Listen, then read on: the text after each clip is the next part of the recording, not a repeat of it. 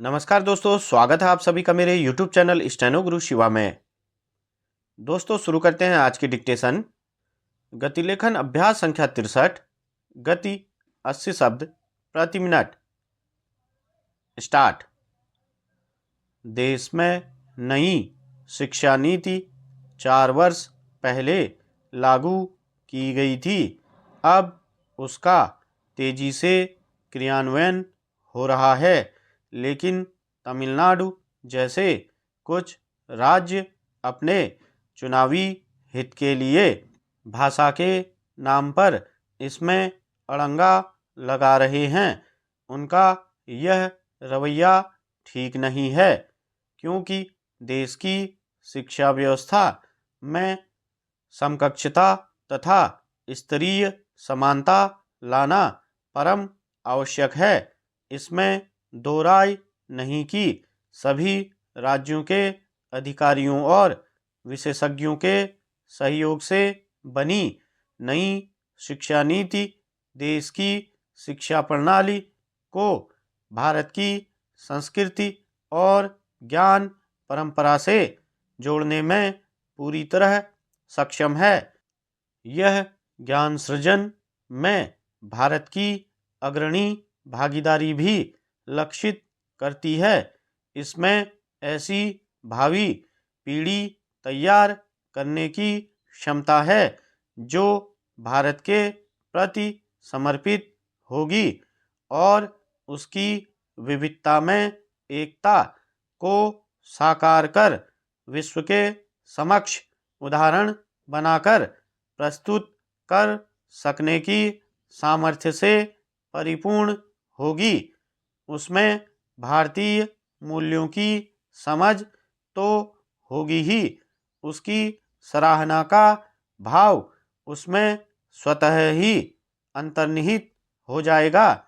लेकिन यह सब तभी संभव होगा जब शिक्षा नीति का केवल राजनीति के कारण विरोध कर उसके क्रियान्वयन में बाधाएं उत्पन्न न की जाएं। हर सरकार और विशेष रूप से तमिलनाडु की स्टालिन सरकार को यह समझना चाहिए कि उसके निर्णय भारत के युवाओं की आशाओं और अपेक्षाओं पर सदैव खरे उतरें। स्टालिन सरकार को नहीं भूलना चाहिए कि उसका आचरण भारत की नई पीढ़ी को प्रभावित करने वाला है। जनता के विश्वास पर खरा उतरना हर सरकार का नैतिक कर्तव्य है। ऐसा करने में पक्ष या विपक्ष में होने से कोई फर्क नहीं पड़ना चाहिए। लेकिन दुख की बात है कि इस उत्तरदायित्व को अनेकानेक अवसरों पर भुला दिया जाता है। दिल्ली पूर्ण राज्य नहीं है, लेकिन यहाँ के हालिया विधानसभा चुनाव सारे देश के लिए आकर्षण और उत्सुकता का केंद्र बने रहे। विभिन्न दलों ने जिस ढंग से चुनाव प्रचार के समय एक दूसरे पर आरोप प्रत्यारोप लगाए, जिस भाषा का उपयोग किया, उसकी जितनी निंदा की जाए कम है। राजनीतिक प्रतिस्पर्धा में हो रहे शालीनता के इस हनन का बच्चों तथा युवाओं पर नकारात्मक प्रभाव पड़ रहा है।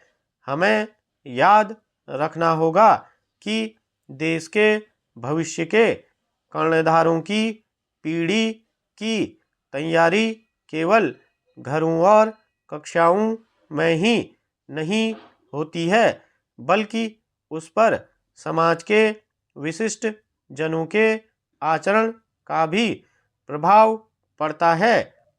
देश के चयनित प्रतिनिधियों और संवैधानिक पदों पर आसीन व्यक्तियों का प्रभाव तो उन पर सबसे अधिक पड़ता है, क्योंकि सारे संचार माध्यम लगातार उनसे संबंधित वर्णन ही प्रसारित करते रहते हैं। स्टॉप।